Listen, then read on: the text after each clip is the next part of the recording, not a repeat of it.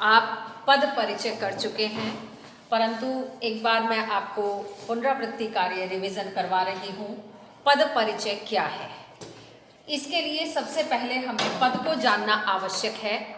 Basically शब्द को ही पद कहते हैं। शब्द जब तक स्वतंत्र रहता है वह शब्द कहलाता है, और वही शब्द जब वाक्य में प्रयुक्त किया जाता है तब वह पद कहलाता है। पद परिचय, पद का परिचय अर्थात शब्द का परिचय हमें देना है। अब आप कहेंगे कि पद का परिचय, शब्द का परिचय कैसे होता है? ठीक ऐसे जैसे मेरा परिचय है कल्पना वर्मा, आपका परिचय है अंजलि, अवंतिका या आशु, रोहन आदि आदि, कोई भी, शिवांगी, शुभांगी, व्हाटएवर, कोई भी नाम हमारा हो सकता है। ऐसे ही शब्दों के भी परिचय होते हैं व्याकरणिक दृष्टि से। यानी ये जो शब्द हम प्रयुक्त कर रहे हैं पद, वह संज्ञा है, सर्वनाम है, विशेषण है, क्रिया है,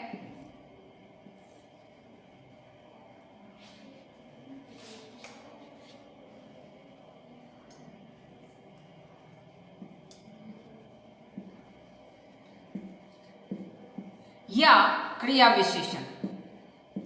अव्यय क्या है ये जानना अनिवार्य होता है। मैं आपको एक छोटा सा वाक्य देती हूं। राम पुस्तक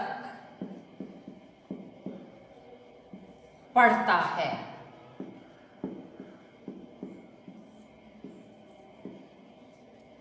इसमें हमें राम का पद परिचय देना है। राम क्या है? राम संज्ञा है। संज्ञा कौन सी संज्ञा है? व्यक्तिवाचक संज्ञा, क्योंकि नाम दिया गया है। यहां राम नाम दिया गया, लड़का नहीं दिया गया। यदि यहां लड़का होता तब ये यहां जातिवाचक संज्ञा हो जाता। राम है तो संज्ञा है और व्यक्तिवाचक है। इसके बाद आता है लिंग, पुल्लिंग। फिर आता है वचन, एक वचन और कर्ता कारक।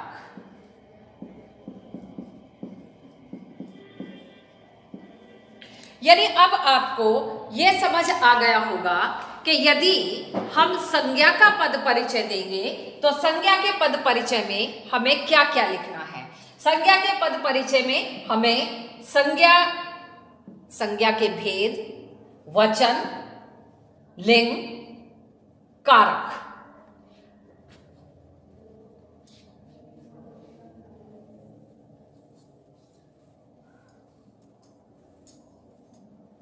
इसके बाद दूसरा शब्द है यहां पुस्तक। पुस्तक क्या है? अगेन पुस्तक संज्ञा है, और कौन सी संज्ञा है? जातिवाचक। जातिवाचक संज्ञा है। फिर से एक वचन है, क्योंकि एक ही पुस्तक दिया हुआ है, पुस्तकें नहीं दिया हुआ है। जातिवाचक संज्ञा हो गया, एक वचन हो गया, पुल्लिंग हो गया और कर्म कारक होगा। तीसरा शब्द यहां दिया गया है पढ़ता है। पढ़ता है क्या है? पढ़ता है क्रिया। पढ़ता है क्रिया है। कौन सी क्रिया है? क्या पढ़ता है? जब हमने क्या पढ़ता है पूछा है तो यहां जवाब आता है पुस्तक पढ़ता है, तो इसका मतलब ये सकर्मक क्रिया है। सकर्मक क्रिया, एक वचन, पुल्लिंग, क्योंकि लिंग के अनुसार क्रिया में कर्ता के अनुसार हम क्रिया का लिंग लिखेंगे तो ये पुल्लिंग होगा, एक वचन होगा और कर्ता की क्रिया है, इसलिए ये यहाँ सकर्मक क्रिया हो जाती है। ऐसे अनेक सेंटेंसेस होते हैं, वाक्य होते हैं। पहले भी मैंने आपको वर्क कराया है, पीपीटी के द्वारा आपको सारा इसके नोट्स मैंने सेंड किए थे। और अब पुनः एक बार मैं आपको एक वर्कशीट भेजूंगी। साथ ही मैं ये भी बता देती हूं कि संज्ञा में आपको क्या क्या बताना है। संज्ञा के भेद,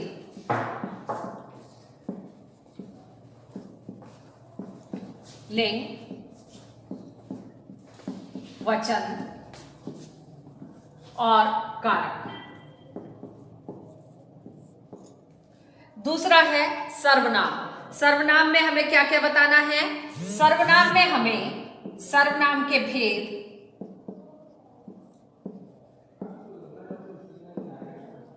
पुरुष,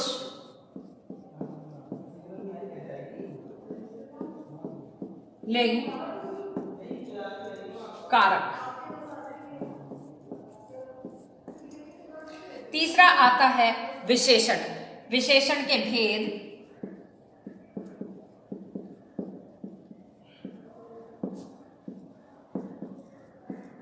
लिंग, वचन, कारक आदि। इसके बाद क्रिया। क्रिया के भेद, लिंग, वचन, कारक, क्रिया, विशेषण। इसमें हम अव्यय को लेते हैं और अव्यय में अव्यय के 4 भेद आ जाते हैं, जिसमें पहला क्रिया विशेषण है, दूसरा संबंध बोधक है,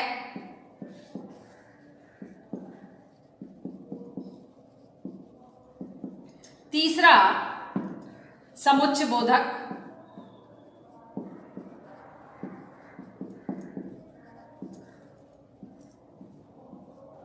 और चौथा आता है विस्मयादि बोधक।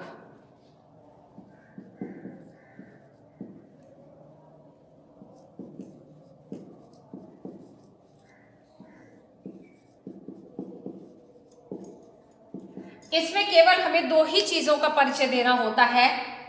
अव्यय का परिचय, वो क्रिया विशेषण है, संबंध बोधक है, समुच्चय बोधक है, विस्मयादि बोधक है, और इसका भेद। अन्य कुछ नहीं देना होता। ये यही कंप्लीट हो जाता है 2 ही बातों में। बाकी सब में यदि परीक्षा में हम 4 चीजें लिख देते हैं तो हमारा पूरा 1 नंबर कंप्लीट हो जाता है। परंतु यदि हमें बाकी सबका ज्ञान नहीं हो पाता है, हम भूल जाते हैं, तो यदि हम केवल संज्ञा और संज्ञा का भेद लिख देते हैं, केवल इस भेद की पहचान के कारण हमें आधा नंबर मिल सकता है। ये बात हमें बहुत ध्यान रखनी होगी और व्याकरण में विशेष रूप से ये ध्यान रखना है कि हमें रटना नहीं है, केवल समझना है। जैसे आप मैथ्स को समझते हो, फार्मूलाज को याद करते हो, ठीक वैसे ही हिंदी में भी यदि आप व्याकरण को समझ लेंगे तो निश्चय ही आपको पूरे पूरे अंक मिलेंगे। कभी आपको ऐसा नहीं होगा कि 4 नंबर का क्वेश्चन है और आपको 0। बहुत सरल है किसी भी पद का परिचय देना। यदि आज आप ध्यानपूर्वक सुन लेंगे तो आज के बाद आपको ये कठिन नहीं लगेगा। बहुत ध्यान से आप सुनेंगे। टॉपिक है हमारा पद परिचय, यानी पद का परिचय। पद क्या है? सबसे पहले हमारे लिए ये आवश्यक है कि हम ये जान लें कि पद क्या है। यहां मैंने एरो बनाकर सबसे पहले लिखा है शब्द, शब्द के बाद पद और पद के बाद परिचय। तो पहले शब्द पर आ जाते हैं। वर्णों के सार्थक समूह को शब्द कहते हैं। शब्द जब तक स्वतंत्र रहता है वह शब्द कहलाता है, और वही शब्द जब किसी वाक्य में प्रयुक्त किया जाता है तब वह पद कहलाता है। आज का हमारा विषय है पद परिचय। पद का परिचय। आप कहेंगे पद का परिचय किस प्रकार दिया जा सकता है, शब्द का परिचय किस प्रकार दिया जा सकता है? ठीक वैसे ही जैसे हमारा परिचय है, आपका परिचय है। आपका नाम आशु है, रोहन है, अंजलि है, अवंतिका है, विशाल है, सबका परिचय है। आप कक्षा 8 में पढ़ते हैं, 9 में पढ़ते हैं, 10 के पढ़ते हैं, 10 में पढ़ते हैं, आपके पिता का नाम ये है, माता जी का, यानी हम सबकी पहचान होती है। ठीक ऐसे ही शब्दों की भी पहचान होती है, परंतु व्याकरणिक दृष्टि से होती है। अर्थात व्याकरण की दृष्टि से वह पद या शब्द संज्ञा है, सर्वनाम है, विशेषण है, क्रिया है या अव्यय है। अव्यय का भी कौन सा भेद है? क्रिया विशेषण है, समुच्चय बोधक है, संबंध बोधक है अथवा विस्मयादि बोधक है। अब हम ये जान लेते हैं कि यदि कोई पद संज्ञा है तो उसमें हमें संज्ञा पद का परिचय देते समय क्या क्या बताना अनिवार्य होता है।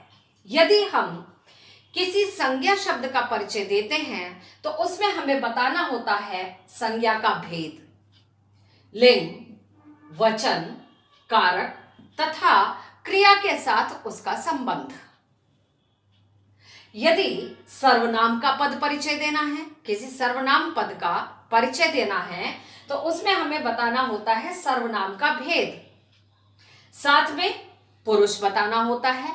पुरुष 3 प्रकार के होते हैं, उत्तम पुरुष, मध्यम पुरुष और अन्य पुरुष। उत्तम पुरुष में मैं, मेरे लिए प्रयुक्त किया जाता है। मध्यम पुरुष सामने वाले के लिए तू, तुम, तुम्हारा, आपका। और अन्य पुरुष यानी किसी तीसरे के लिए वे, उनका, उसका आदि शब्दों में। इसके बाद आता है वचन, लिंग, कारक और क्रिया के साथ संबंध। हमें यह बताना अनिवार्य होता है। हालांकि इस बार से सीबीएसई ने थोड़ा परिवर्तन कर दिया है। आपको इतना बहुत मेहनत करने की आवश्यकता नहीं पड़ेगी क्योंकि आपके पास इनके ऑप्शंस दिए जाएंगे, आपको उसी में से सेलेक्ट करना होगा। परंतु वह भी आप तभी सेलेक्ट कर पाएंगे जब आप इसको स्टडी कर लेंगे। यदि आप इसको नहीं समझेंगे तब आप सही विकल्प नहीं चुन पाएंगे, इसलिए समझना बहुत अनिवार्य है। नेक्स्ट पद आता है विशेषण। जब हम किसी विशेषण पद का परिचय देते हैं तो सबसे पहले हम विशेषण का भेद, उसके बाद वचन, लिंग और विशेष्य यह बताना अनिवार्य होता है। इसके बाद आता है क्रियापद का परिचय। क्रिया का भेद, सकर्मक है, अकर्मक है, वचन, लिंग, पुरुष, पुरुष में पहले स्पष्ट कर चुकी हूं, काल, वाच्य, वाच्य आपका सिलेबस में है, पहले से आप कर चुके हैं, कर्म और कर्ता के साथ उसका संबंध। अंतिम आता है अव्यय। अव्यय में हमें 2 ही चीजें बतानी होती हैं। अव्यय का भेद अर्थात वो क्रिया विशेषण है, समुच्चय बोधक है, संबंध बोधक है, विस्मय आदि बोधक है, निपात है, कौन सा है, तथा उस क्रिया का उल्लेख जिसकी वहां विशेषता बताई जा रही हो। यहां तक ये आपका चार्ट के साथ कंप्लीट हो जाता है। इसके साथ एक वर्कशीट भी मैं आपको भेज रही हूं जिसको आपको सॉल्व करना है। इन केस कहीं कोई आपको बाधा आती है, समस्या आती है तो आप कांटेक्ट कर सकते हैं। और इस अंक में यहीं तक, शेष अगले अंक में। धन्यवाद।